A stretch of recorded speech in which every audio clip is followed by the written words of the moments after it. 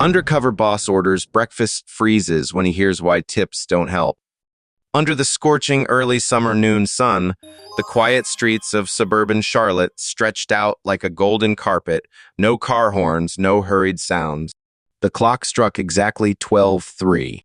A soft creak from a gently pushed glass door echoed like the sigh of a long day just beginning at midday.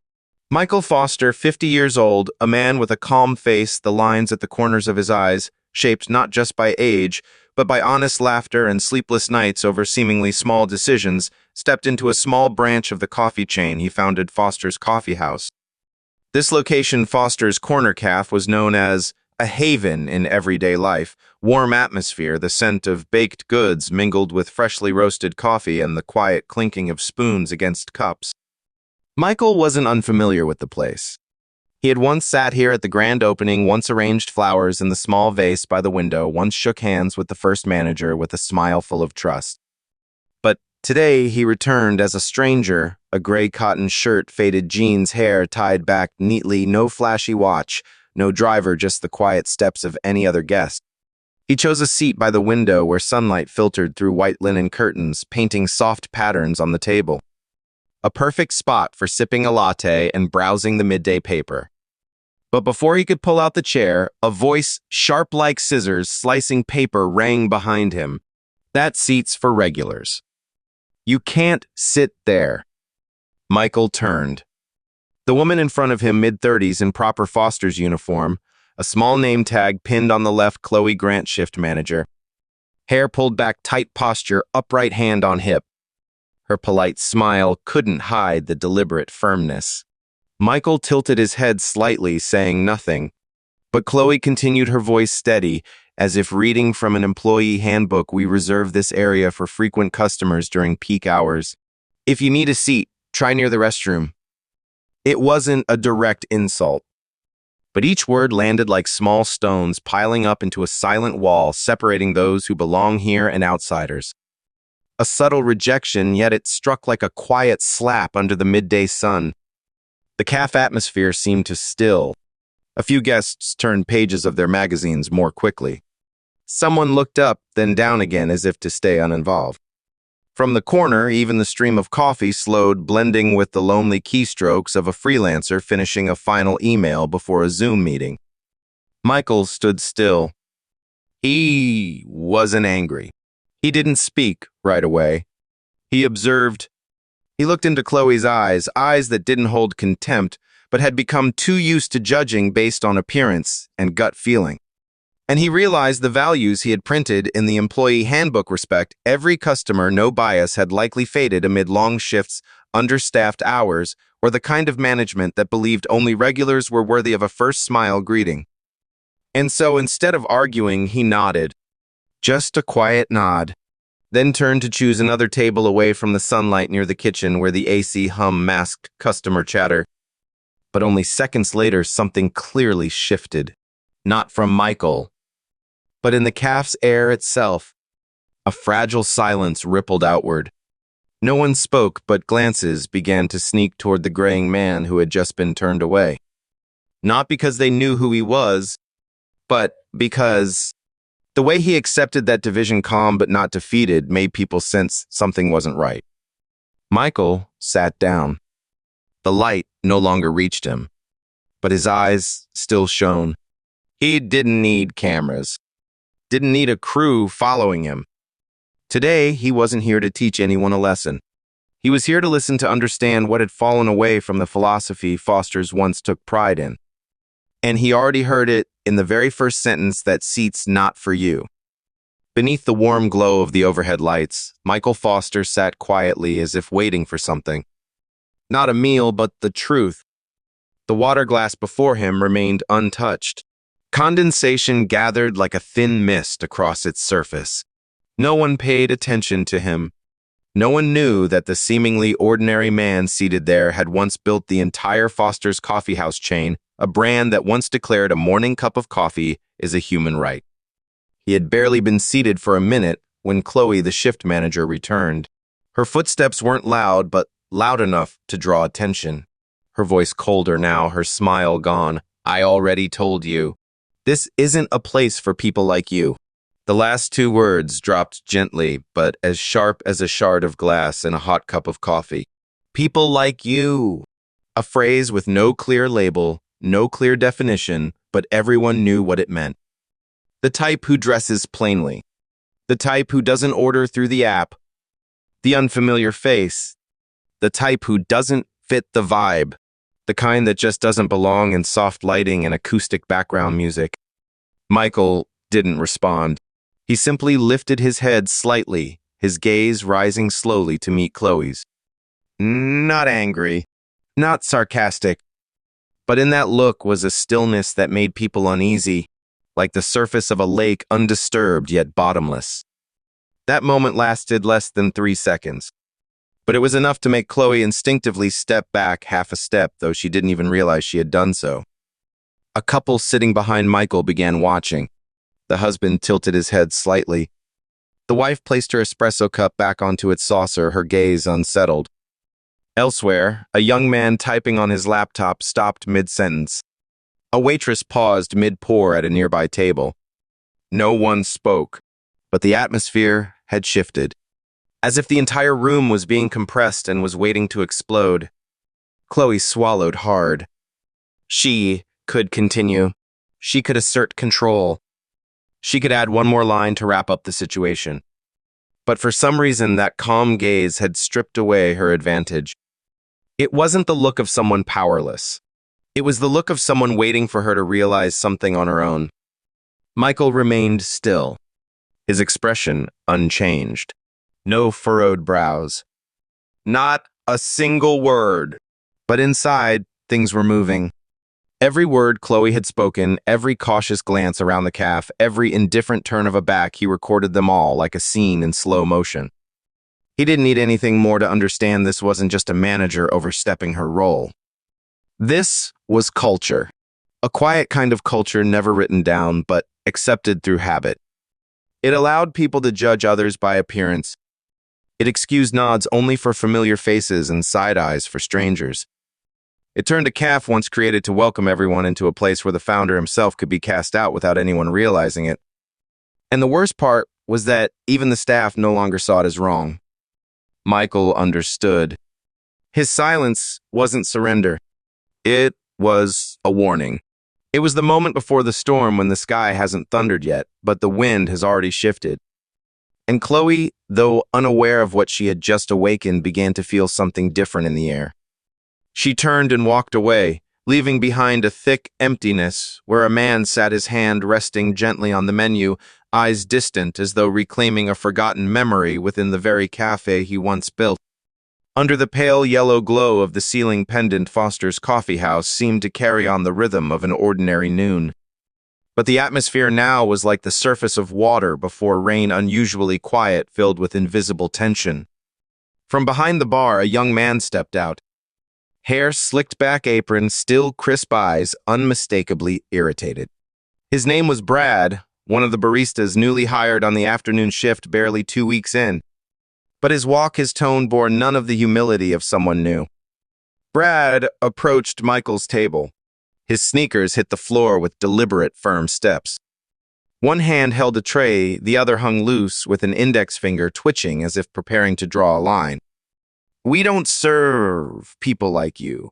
The sentence didn't falter. Not a stammer. It was delivered like an expulsion, not aimed at a customer, but at something Brad believed didn't belong here. In that moment, the coffee spoon stopped stirring. The guests at the next table tilted their heads slightly. A ripple of whispers began, a small wave that spread, then rebounded to the center where Michael sat. Some tried to look away. Others stared not to intervene, but to confirm whether what they just heard was real. Michael wasn't surprised, nor was he flustered. He raised his head, eyes locking with Brad's steady, unflinching, like early morning light, reflecting off glass. Then gently he placed both hands on the table as if to steady everything around him and spoke. "I just want a plate of toast and a morning coffee." A breath. Then he added, "Could you bring me the menu? Please." His voice wasn't loud. Didn't try to impress, but it carried the weight of a person who doesn't need to shout to be heard. And in this context, that sentence landed like a quiet tremor, not enough to knock anything off the table, but enough to shake the very foundations of a moral code that had grown twisted in this room. Brad froze. The confidence in his earlier stride seemed to vanish in a heartbeat. His eyes blinked rapidly, then flicked toward the counter where Chloe stood with her arms crossed, watching. No order was given. She simply nodded, a subtle gesture of approval for how Brad had acted. That nod was like pressing continue on a cultural script long in motion. And Brad understood the signal. He didn't answer. He didn't hand over a menu. He just turned around and walked away, leaving behind a space heavy with fresh coffee and an awkwardness too strange to name. Michael remained seated. He followed Brad with his eyes, then looked down at the tabletop. His fingers touched the old rough wood grain, each uneven line telling a story. He remembered how he and the very first team had chosen materials for every calf branch. Not to save costs, but because he believed that if you touched a surface rough enough, you'd remember no one is flawless and everyone deserves to be welcome no matter how broken they may arrive. Light from outside streamed in at an angle, outlining Michael's face in a soft glow. He didn't turn away. He felt no regret for walking in. He chose to stay. Because he knew if he walked out, it would simply be avoidance. But if he remained, he would see clearly everything his own system had hidden beneath layers of branding. This wasn't about a denied table or a cold stare. This was the clearest sign of decay when values printed on brochures become empty slogans, and those meant to uphold them move like unfeeling machines. He sat there not for a breakfast order, but to see with his own eyes whether discrimination had become a norm inside the very calf that bore his name. For a moment, Michael felt like a stranger in his own home, a place with newly painted walls, but rotting inside from a culture no one dared name. And in that stillness, something was shifting, moving from simmering to just about to burst. Under the ceiling lights, glinting off steaming mugs of coffee, Michael Foster quietly pulled a phone from the pocket of his shirt. His hand was steady, but the motion slow and deliberate, as if he'd done this 100 times, but never in a moment quite like this. One tap. The screen lit up. Just one name appeared: Julia Exec Ops. He didn't need many words. Julia, initiate Protocol 7. His voice was barely above a whisper, but it struck the room like a gavel falling in a courtroom. On the other end, a woman's voice responded without hesitation, standing by Mr. Foster. Michael ended the call. Nothing dramatic. But in the silence that followed, something shifted in the air like the wind rising before a storm. He put the phone away, then slowly stepped into the center of the calf. Not following the customer path, not skirting along the server aisle. Each step ran straight through the middle as if the tiled floor itself were parting to let him through. Every eye turned to follow. A customer in the middle of the calf placed his cup down, fingertips still resting on the table as if trying to steady himself against something tipping. Behind the counter, a staff member paused, mid-wipe frozen with a towel still in hand. And then just before the register, Michael stopped. He turned, facing the entire calf, the very space where not long ago he was denied a seat like an outsider. His voice rang out, not loud but sharp, so clear that every word seemed to touch the surface of every table, echo off porcelain, and settle into the chest of every person present. I am Michael Foster. A pause. To let the name land the name they'd seen on storefronts, on boarding packets, and training brochures. The founder of Foster's Coffee House. And I'm standing inside one of my own branches. A single metal spoon clattered to the tiled floor. No one bent to pick it up. Chloe stepped back half a pace. She tried to keep a neutral expression, but the bridge of her nose twitched. Her hand rested on the edge of the counter seeking support, but the wooden counter, no matter how solid, couldn't steady a heart tipping inward. Brad didn't turn back. He bowed his head like a child caught in the act, hiding his guilt behind an adult. All trace of his earlier aggression had vanished. What remained was just a silhouette, fading under ceiling lights, meant to highlight guests, not someone who had just said, "We don't serve people like you." Sarah, the waitress, who had once glanced at Michael with hesitation, now stood taller. Her hand lightly gripped a water pitcher, not to serve, but to hold on to something steady. Her face said nothing specific, but her eyes, they never left Michael for even a second. No one laughed. No one whispered. No one justified anything. Just silence. That profound kind, the kind only born from things finally breaking open. Michael looked around at each of them, not with judgment, but with a quiet gaze, as if searching for something. Which of you still remembers what you've forgotten? He continued, Foster's wasn't built to be the highest earning cat. We were never the biggest chain, nor did we aim to be pioneers in pay grades. But we were once a place where anyone, old, young, familiar, or stranger, could walk in, sit down, and be seen through eyes of fairness. A breath. Michael tightened his fist slightly, not from anger, but as if holding together something cracking inside. And today, this very place has become the first to make me feel excluded from the very belief I once built it on. That line dropped like a bolt locking shut a long chapter of pretense. And just then, the cafe door opened. Julia entered her steps, calm, her name badge gleaming on her white blouse. Behind her came two operations coordinators in pale gray suits, carrying clipboards and tablets. They said nothing, but their eyes scanned every corner of the cafe like people preparing to rebuild from the inside out. No one asked who they were. They didn't have to. Just the way they walked was enough. Everyone knew change had arrived. Michael didn't turn to look at Julia. He stayed facing those who had just heard him speak, and he closed with, "No dramas, just a simple line like the final note in a symphony today. We pause to begin again. Not to punish anyone, but to remind ourselves fairness was never a slogan. It is an action even when no one is watching." The cafe fell silent. And in that silence, for the first time since Michael had walked in, an elderly customer stood up and quietly applauded. One, then another. Not as celebration, but as acknowledgement something right had just happened.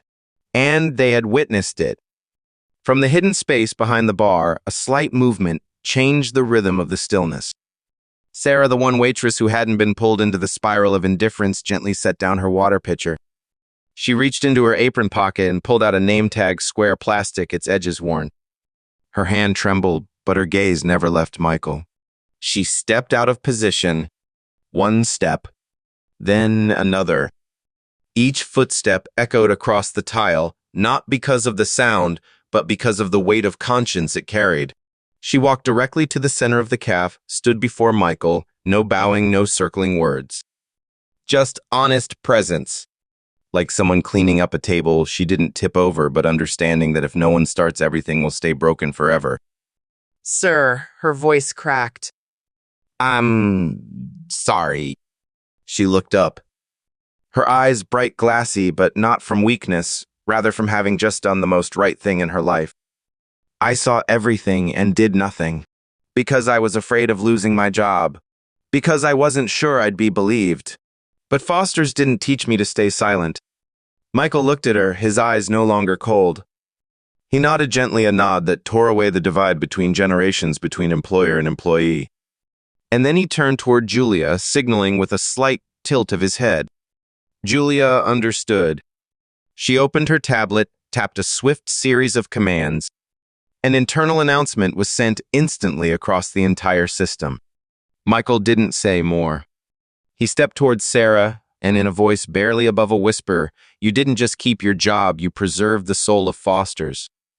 The entire cafe went silent. Not from shock, but because, for the first time, they saw what no employee handbook had ever spelled out. You may be a small employee, but when you stand up for what's right, the entire system will have to stop and listen. Julia looked at Sarah for a long moment, then gently nodded. She pulled a sealed envelope from the folder in her hand. "This is an internal nomination for the role of regional lead trainer. If you accept the retraining of Foster's, we'll begin with you." The cafe held its breath. Sarah didn't speak.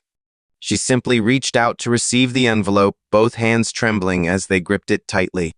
And from the far end, near the window booths, a young man, casually dressed, stood up, walked slowly over, and placed his menu on the counter.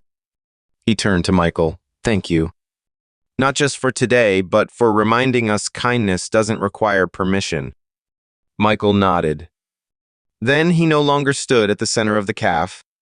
He turned around, walking slowly back toward the original table, the one he'd been denied as if he were a stranger. This time, no one stopped him. And as he pulled out the chair and sat again, something remarkable happened. Every corner of Foster's, each counter, each staff member, each guest fell into silence, not from curiosity, but from a reverence no one needed to say aloud. Because from that moment on, they all understood this was no longer just a CEO calling out injustice. It was the moment an entire system was being handed the chance to begin again, not on concrete foundations, but on the conscience of its people. Under the dimmed light of an afternoon halfway spent as the air still carried the echo of Michael's last words, he stood quietly in front of the bar counter where every gaze now converged. No need to tap the counter. No need to raise his voice. He simply leaned slightly toward Julia, signaling. Just one nod, but enough to set the entire system in motion. Julia opened her tablet, typed in a few pre-prepared commands. On screen appeared a line in green protocol B7ACTIVE. Instantly, the branch's POS system shut down. The touchscreens at the front counter displayed a message, access suspended, awaiting operational reset. The usual beep of the card reader vanished, replaced by a silence as solemn as if a shift in service ethics were about to begin. Michael didn't turn around, but his voice rang out low, firm, and sharp like a laser-cut Chloe Grant, along with the entire midday team today, a pause. Everyone held their breath. Is suspended effective immediately. For gross violation of fair treatment policy and acting in direct contradiction to Foster's core values. The air in the cafe felt vacuumed clean. Chloe stood frozen. Her eyes, once used to scanning others with condescension, now stared into empty space where no seat remained for her. She opened her mouth. No sound came out. Brad, still standing behind her, lowered his head. His hands trembled slightly, but he didn't run. No one needed to throw him out. The truth had already done that. Another staff member named Alex quietly removed his apron, not in protest, but with calm resolve. He placed it on the table like a quiet statement. I understand what's happening. And I know what I must do next. Julia stepped forward along with two coordinators in gray uniforms. They said nothing. No arguments. Each went to their assigned spot. One audited the POS machines, the other reviewed the shift staffing data. The afternoon shift schedule has been revoked, Julia announced.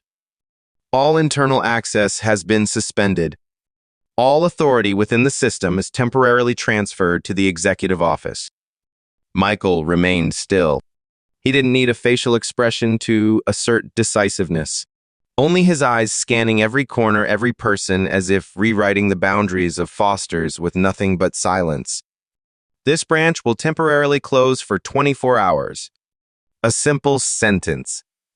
But in the world of F&B, it was a shockwave not because of lost revenue, but because of the message beneath it. We are willing to pause to repair. Starting this afternoon, I will personally retrain the entire team. No classrooms. No PowerPoint presentations. No viral videos.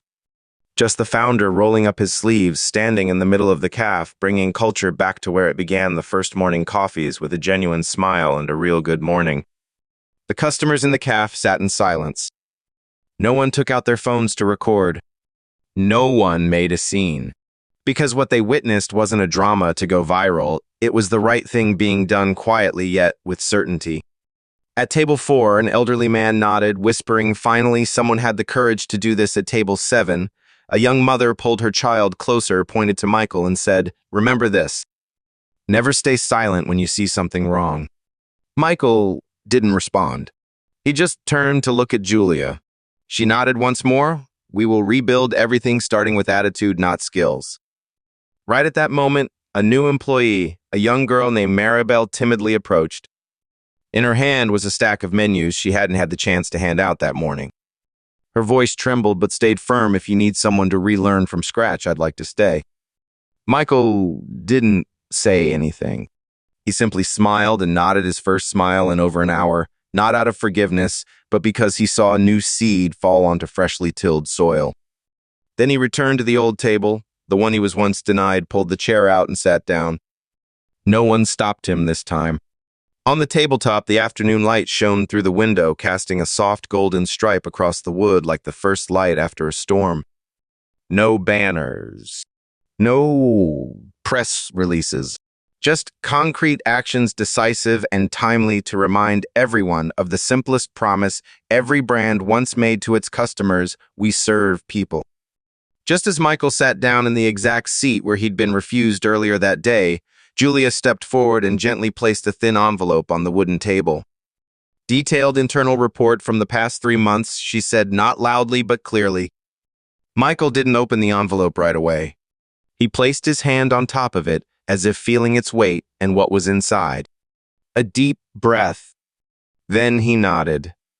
But instead of reading it immediately, he turned to Maribel, the young girl who had just volunteered to stay. Her eyes still sparkled with courage, even though the calf remained tense like a stretched string.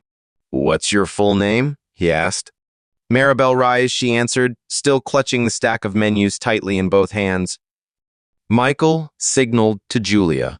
She immediately handed him a tablet. On the screen was the employee management system. With a few taps, he pulled up Maribel's file. She was a temporary worker, just 11 days into her job. No major evaluations, not even enough hours for formal training. In the past 11 days, Michael said, "What have you seen?" Maribel swallowed quietly. The entire calf seemed to hold its breath with her. "I saw people whispering behind customers' backs," she said slowly. "Saw shift leads changing the tip charts and telling others to stay quiet. I also saw a few customers get turned away and no one spoke up." Michael didn't take notes. He didn't nod in sympathy. He simply listened as someone who genuinely needed the truth, not a sugar-coated version of it. Finally, he asked, "If tomorrow you're the first one to greet customers at Foster's, what would you say?" Maribel took a deep breath. Then she stepped closer, stood tall, and spoke with a steady voice. "Welcome to Foster's. Here, everyone is valued. And if someone makes a mistake, we don't look away, we make it right." There was a brief silence. Then Julia turned and said softly, "She's right." Michael nodded. He tapped the table lightly with his finger. 3 times. Immediately, a coordinator walked over from across the room and placed another envelope in front of Maribel. This time, it was an official hiring confirmation, along with an invitation to a 3-week internal training course. "Welcome to Foster's." "Officially," Michael said. Maribel took it. Her hands trembled, but her smile was undeniable. Not the smile of someone who just got a job, but the smile of someone who knows she's just become part of something meaningful. Michael checked his watch. 12:57. He turned to Julia. "Prep the first training session for 2 p.m.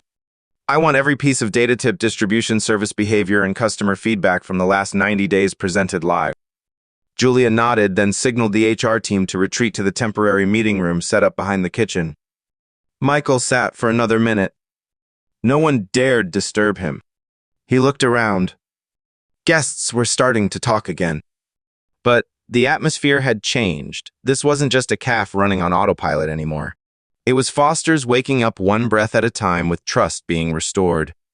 As he stood to leave for the training session, an elderly man quickly approached. He held out a small handwritten card. "I used to work at the very first branch. Thank you for still being you." Michael accepted it. Didn't say a word. Just nodded. And walked away. Not as a CEO, but as the only person in the room who had dared to stand up and fix what had gone crooked, even if it was just through a cup of coffee and a seat that was once denied.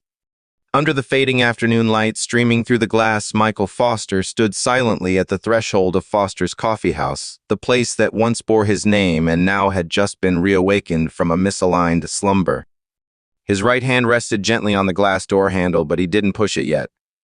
Behind him, the calf space still and suspended, like a pause after a symphony waiting to be played again from the beginning.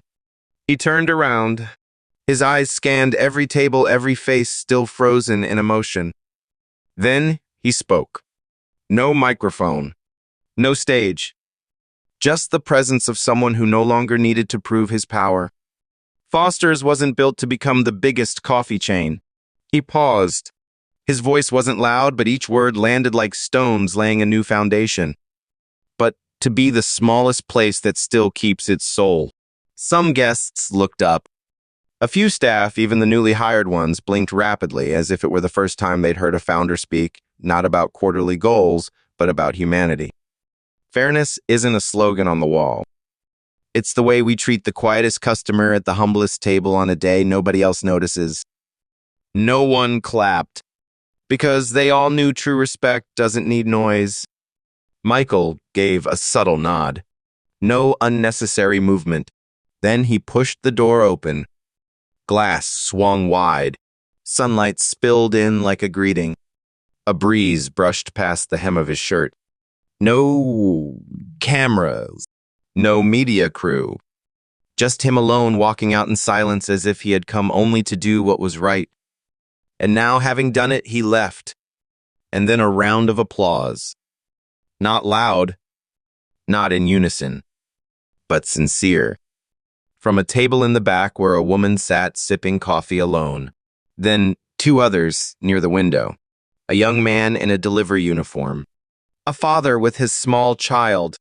The applause rose not for fame, not for title, but for courage. The courage to make things right in the very place where they should have been right all along. Michael didn't turn back, but he paused for a second. The wind still blew.